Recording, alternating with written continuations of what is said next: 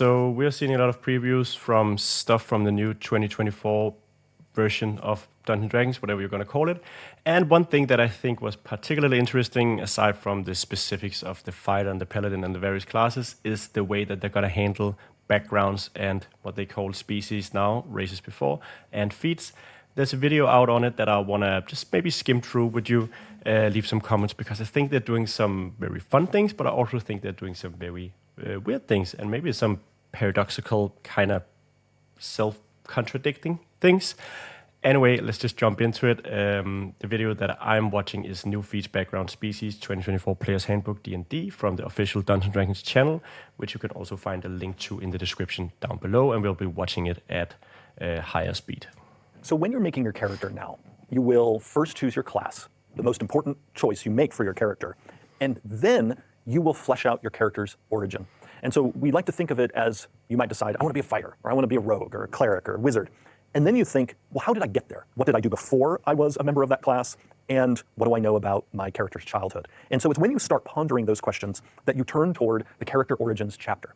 And you will essentially be going back in time in your character's backstory. So again, you start with your class, then you'll ponder, well, what was my character's background? And background is all about not only what you did.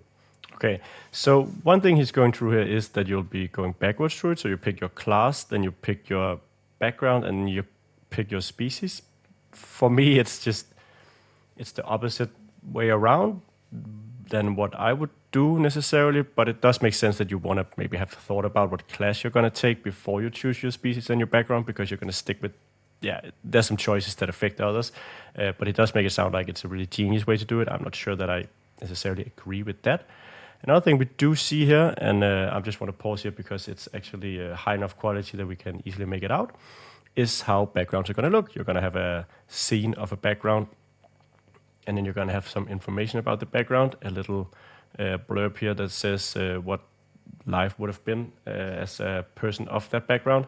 And then, and this is the interesting part, which he will also get into, and we'll see how much we're going to show off that video, but that you get ability scores. Strength, intelligence, charisma is tied to being a noble. Why nobles are strong, we'll hopefully find out. Feat, skilled, so there's a feat tied to the noble background. You have some skill proficiencies, history and persuasion.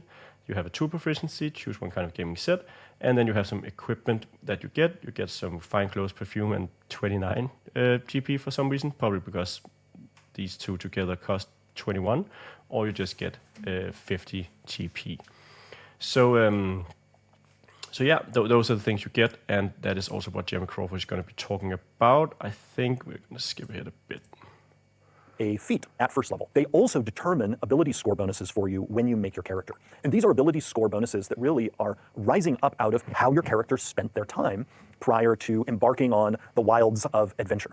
And those two things in particular, the ability score adjustments that backgrounds bring, as well as the feat, mean your background will have an effect on your character for your entire career.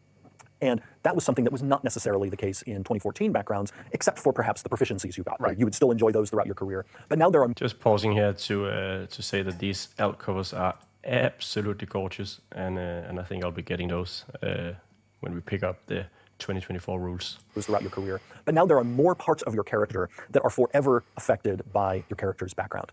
Now, to support the use of feats at first level, we have now divided feats up into categories, because we don't want a first level character to be plunged into the deep end of the feat pool. We want you to be able to sample feats and to have that sampling be curated so that the feat you get from your background is from a special selection of feats that are appropriate for a starting character. And yeah, so this is something they also showcased in the Unearthed Arcana series, that we have some feats now designated as origin feats that you can pick up early. Skilled, we could see as one of them. I think he'll mention lucky is another. Probably tough could be one as well. And I think it's a nice approach to have, that we're going to say, okay, some of these feats, we want to put some generally applicable good feats in here, not something that will make or break a build. Skilled isn't needed for any optimized build. Lucky is just good on any character. Tough is just good on any character, but it's not your Great Weapon Mastery or your spell. It could be spell initiate, of course, or magic initiate. But just the fact that you have something that isn't probably necessary for a build, and that is just generally a good feat to have, makes sense to put in that origin feats category. Now, those ability score adjustments to me are really juicy because of the flexibility that we provide. And this is a flexibility that goes beyond anything that we previewed in Unearthed Arcana. So what we now do in each background is we provide you 3 ability options. And then you as a player decide, am I going to put +2 in one of those 3, and you choose which of the 3, and then +1 in one of the other 2, or am I going to do +1 in all 3? So here's an example. The Acolyte, if you decided your character, whatever class you're a part of, spent their formative years serving in a temple in some capacity, you could choose Acolyte. And the Acolyte background tells you that the 3 abilities that you have the option to adjust are Intelligence, Wisdom, and Charisma. And you have total freedom in which of those you decide gets the +2, which one gets a +1, or if you maybe don't want to make that choice and just give +1 to all 3. Right. We did this because we want backgrounds to interlock with as many appropriate classes as possible. Previously, when we previewed this approach to backgrounds of them providing ability score adjustments, one of the downsides of the playtest version is it kind of hard-locked the backgrounds to specific classes, and we did not want to proceed with that because in some ways that was recreating the exact problem that we were getting away from 2014 Species, because in 2014 these ability score adjustments existed inside the playable species, and one of the reasons we moved it out of there is we didn't like how that drove certain species to be combined with certain classes. We wanted people to feel more free to mix and match. What he's saying right here, to me, just doesn't make sense at all. He's even acknowledging the fact that species kind of hardlocked you into something. You get a half-orc that has +2 to strength and +1 to constitution, or however it was, and you're kind of locked into being a martial class. Who else wants a +2 to strength? Assuming that it's still something where you can't get that 16 in an ability score to begin with unless you have a bonus from your background. Because if that's not the case, then those bonuses hardly even matter. You could put them anywhere and just like raise the ability scores you want. So assuming that the ability scores you get from the background actually do matter, they help you reach a higher cap, then they're doing the exact same thing as was the case with species, even if Crawford doesn't want to acknowledge it, because he just mentioned himself the Acolyte, which has Intelligence, Wisdom, and Charisma. So if I'm not playing a wizard, a sorcerer, a warlock, or a cleric, or characters that really need these 3 ability scores, if I'm playing any character who has a primary ability score in strength or dexterity, which would be almost all martial classes, then the Acolyte background is not for me. I can't pick up the Acolyte background. I would never pick up the Acolyte background on a martial character because it doesn't give me the stat bonuses that I need to be most optimized at first level. Of course, it's not always about being the most optimized. Sometimes you just want to have fun. Great, have fun. I could do that myself, but saying that they haven't pigeonholed characters into some backgrounds anymore because they're giving 3 options, that's just not true. There'll be plenty of backgrounds where the options it provides, just like the noble we saw, which was strength, intelligence, charisma, I seem to recall. If I'm a dex-based character, if I'm a rogue, I might want some intelligence, I might want some charisma, but I want some dex. I need to have a +2 in my dex if I want to be the best rogue straight out the gate. So for me, it's really, really weird choice. I think it makes sense to have feat in that background section. Give it a background feat that is generally useful for all characters. Makes a lot of sense. But tying ability scores to it makes even less sense than tying it to the race or species, where you could always say that, okay, but half-orcs are just on average generally stronger than humans, or elves are generally on average more charismatic or more dexterous or whatever than humans, and humans are just on average very different, so they get to pick. That sort of made sense, even if it had some, I don't know, maybe racist or overgeneralizations attached to it that people didn't like. But the main thing that people didn't like was being pigeonholed into picking a race that was the most optimal for the build, and now they're just pigeonholed into picking a background that is most optimized for the build, which in some cases have even more to do with what your character or who your character even is. Hey, yeah, I wanted to make like a cloistered acolyte type warrior that struck out from the monastery and picked up an axe and learned how to be a barbarian after the monastery was burned down, whatever. I wanted to be an acolyte background. No, I can't do that because you're not going to get strength, you're not going to get dexterity, you're not going to get constitution. And that just doesn't fit the build that I have in mind. So for me,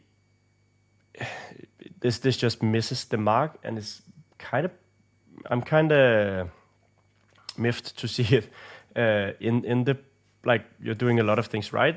The new 2024 version of the rules are definitely going to be better than the 2020 or 2014, I think. But this 2 steps forward, 1 step back kind of thing, which I think this is a step back. Why not just let ability scores be free. Don't pigeonhole anything. Just give more ability points or a better role or a better standard array, and let people choose the ability scores they want, regardless of their race, background, class, all that. Just let them pick the ability scores they want. If you want to make a system where ability scores are tied to these choices, whether it's the species or the race or the background, that's fine. But you can't have it both ways. You can't tie these things. You can't limit the choices and then say we want unlimited choices. We want people to be able to do any background, any class, because those things just fundamentally do not align. So yeah, sorry if I'm getting almost heated about this, but it's just really weird for me to see him defend that choice. Instead of just saying, okay, hey, we want some backgrounds to just only make sense for some characters or make better sense for some characters, fine, let's do that. But don't tell me that I have a freedom of choice that is clearly not there because some backgrounds are just more optimal than other choices. So we could watch the rest of the video, but I think you're probably up to date with it. Basically, he's also talking about now that, of course, species aren't tied to ability scores anymore. That's all over in backgrounds. Your backgrounds is much more important.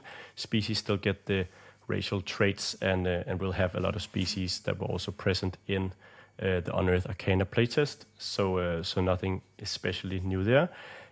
I think he also does mention that backgrounds, there will be an option to customize backgrounds, but it'll be in the Dungeon Master's Guide, so we can assume that it's not going to be the core rule. It's going to be an optional rule that the GM can allow characters to do or players to do, which means, of course, that we are tied into this. Ability scores are tied to backgrounds. So yeah, just a bit of a rant from me about how ability scores and backgrounds are going to work in 5e Dungeons & Dragons. That aside, I am excited to see more about what they've done with that, and also, of course, the new classes. So there may be some more videos coming out this week, or just some comments on the stuff that I find interesting in these videos. Yeah, aside from that, thanks for watching, and I hope that I'll see you in the next video.